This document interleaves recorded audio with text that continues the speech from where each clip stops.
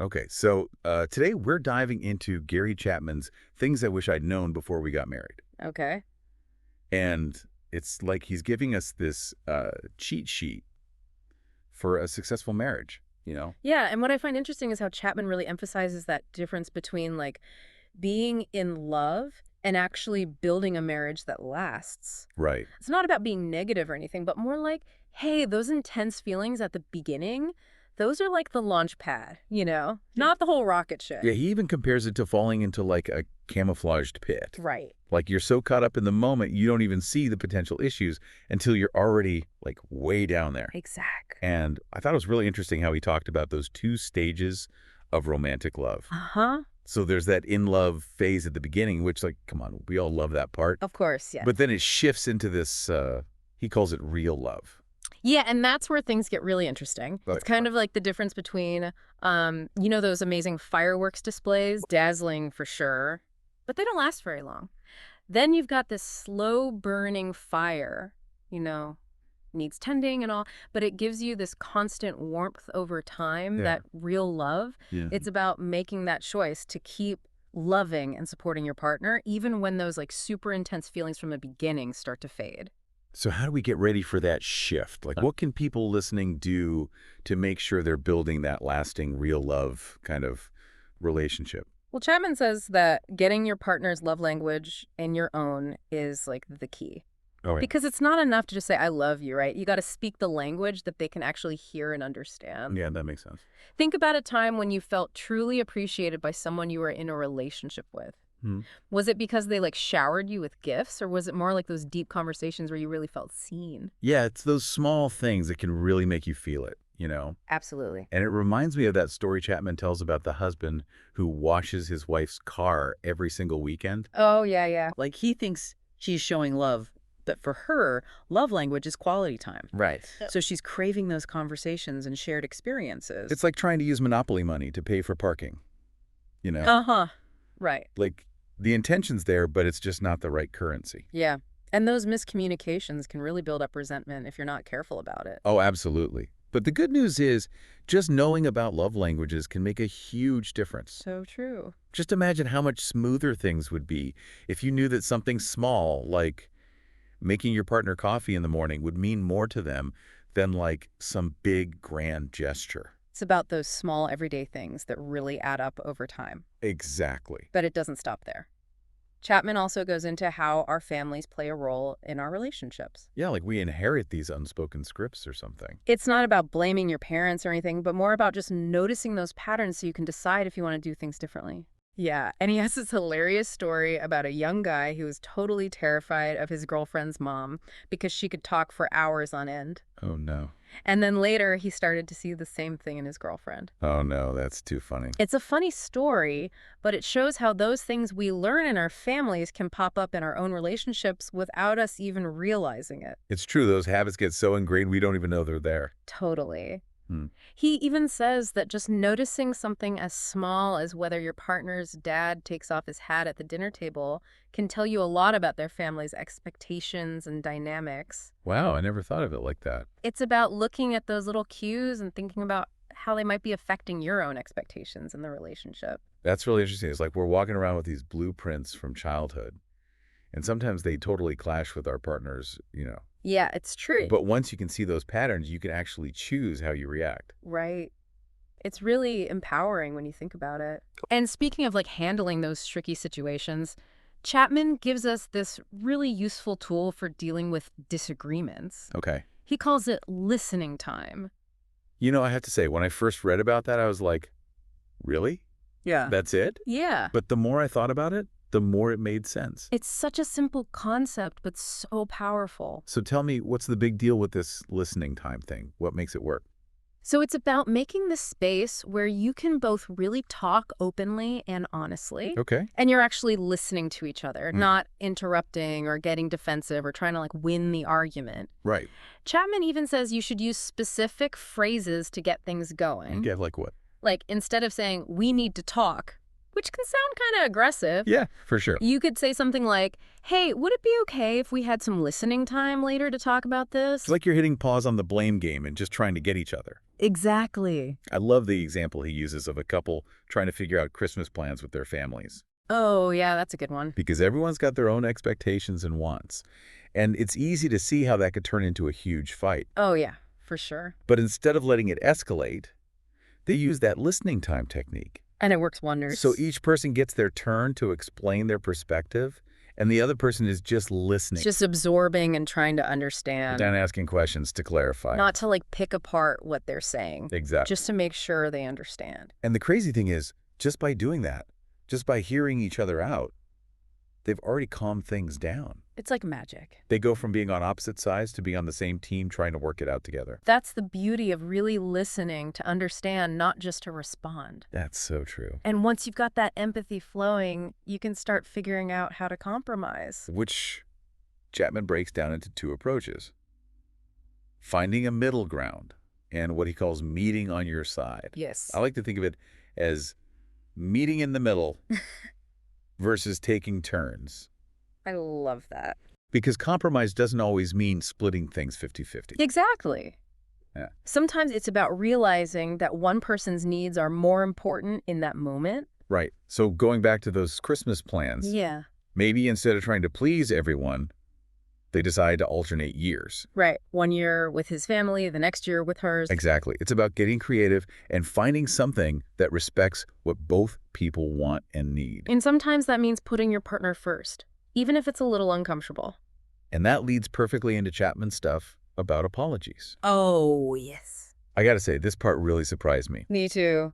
He goes way beyond just saying, I'm sorry. Mm-hmm. He actually says there are 5 apology languages. 5. 5. It's amazing. It really makes you think about all the times you might have apologized and it didn't really land the way you wanted it to. Exactly. It's the same as those love languages, Yeah. you know?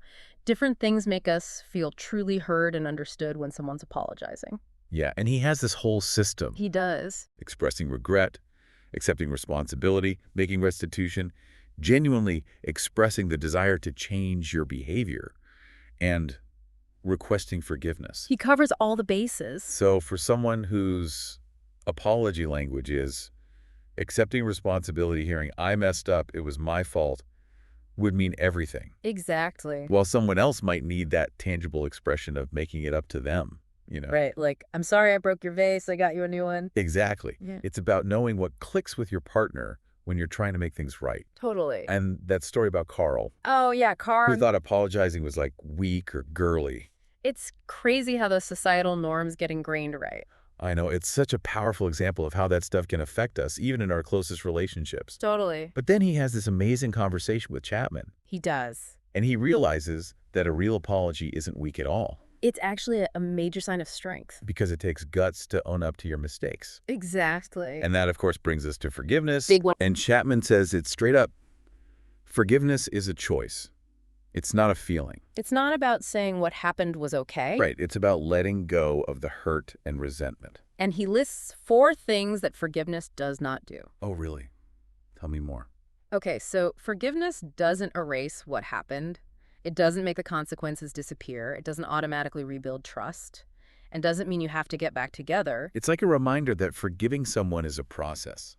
It's not like flipping a switch. It's a journey. Exactly. And even after you've forgiven someone, it takes time to rebuild that trust and move on. So true. It's a journey, not a destination. So we've covered a lot here. Love languages, family patterns, disagreements, Thanks. apologies, forgiveness. We're on a roll. But Chapman doesn't stop there. He gets into the really practical day-to-day parts of marriage that nobody wants to talk oh, about. yeah, the nitty-gritty. Like, whose turn is it to do the dishes and how do we deal with money? He tells this hilarious story about how he was shocked that toilets don't clean themselves. Yeah.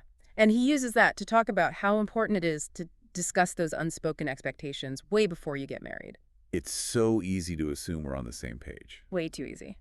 but that can backfire big time later on. Oh, yeah. Those assumptions can really come back to bite you. Exactly.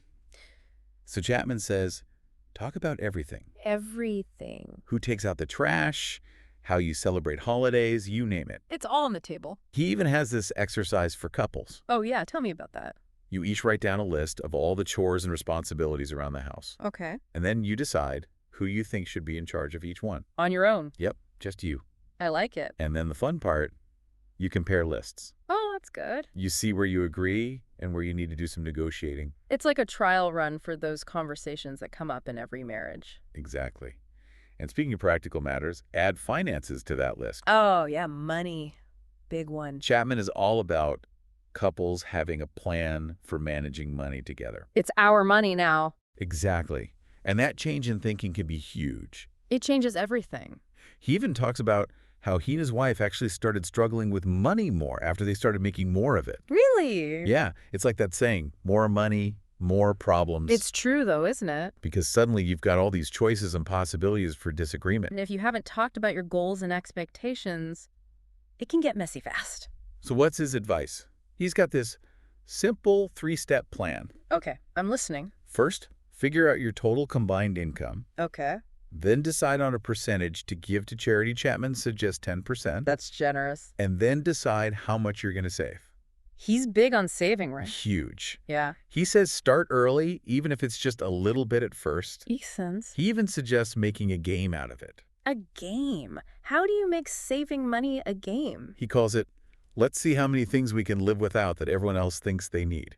I love that. It's like a fun way to fight against that I need to buy more stuff Yeah. mentality. Totally. Because at the end of the day, happiness comes from building a life together, not from all the stuff you have. So true. And speaking of building a life together, Chapman doesn't shy away from the topic of sex. It's a big one. He approaches it in such a healthy way, too. I know, right? Yeah. He's honest and funny about it. Yeah, he acknowledges that it's a place where what we expect and what actually happens can be totally different. It's great that he doesn't avoid that conversation because, let's be real, it's a big part of marriage. Mm-hmm. And I thought it was really insightful how he talks about how couples don't always just magically sync up in the bedroom, Right. even if there's a ton of attraction. It's so true. It's like we think that's just how it works, Okay. but he even says he used to think that way too. But then his own experiences showed him it's not always like that.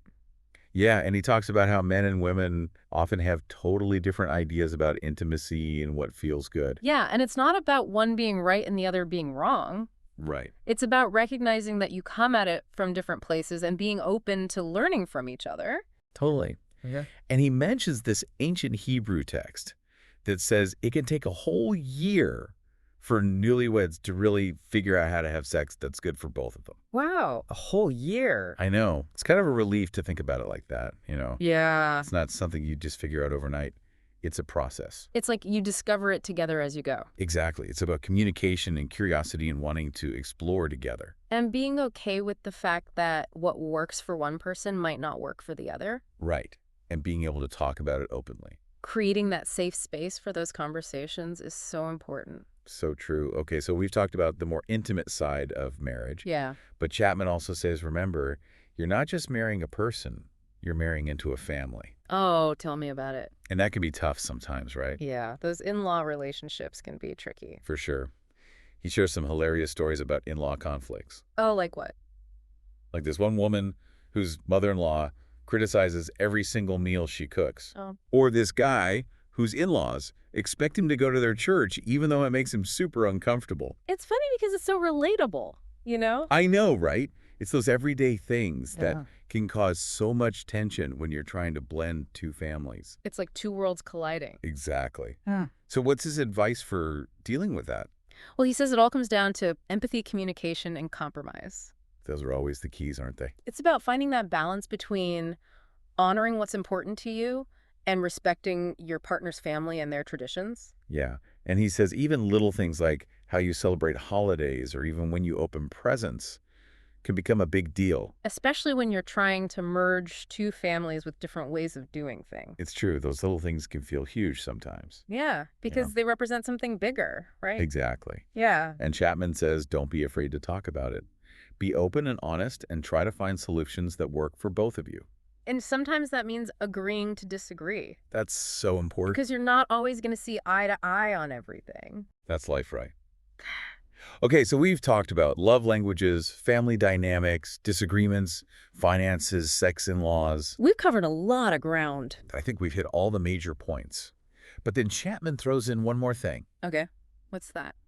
Personality differences. Oh, that's a big one. He says understanding your partner's little quirks and actually valuing those differences, Yeah. that's key for long-term happiness. Yeah, because those quirks can be cute when you're dating. But Exact. when you're living together, they can get on your nerves. And he tells the best stories about this. Hmm. Like he talks about how he always pictured them having these romantic breakfasts together every morning. Oh, that's sweet. I know, right? But it turns out his wife is not a morning person Hmm. at all. Some people just aren't. Right. And she even told him not to talk to her before noon because she's not responsible for anything she says or does before then. Oh my gosh, I love that. It's hilarious, and it makes you realize how important it is to know these things about each other. Because what seems small to one person can be a big deal to the other. Totally. Yeah. And Chapman breaks down these personality types that are so accurate, like the neatnik versus the slob, Oh my gosh, yes, I know a few of those. or the planner versus the spontaneous type. Or the one who always needs to be talking and the one who's perfectly happy with silence. Yes, he even has names for those. Oh, He calls them the Dead Sea and the Babbling Brook. oh my gosh, those are perfect. Right. And again, it's not about one being better than the other. Totally. It's about getting it and figuring out how to work together. Because those differences can actually make the relationship stronger if you let them. That's such a good point. Mm. So Chapman says talk about those differences before you get married. Won't wait until it's too late. Right. He even suggests taking those personality tests together and then actually discussing the results. I love that idea. Me too. It's about wanting to learn and grow together. It's about being on the same team. Exactly. So as we wrap up here, what's the big takeaway from our deep dive into Gary Chapman's book? Well, I think it comes down to this. Marriage takes effort and a willingness to learn and grow both individually and as a couple.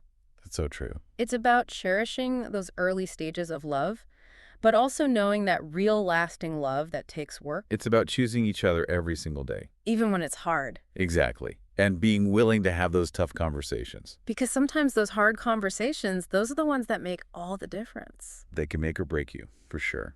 Well said. That's all the time we have for today, but I hope this has given you a lot to think about Me too.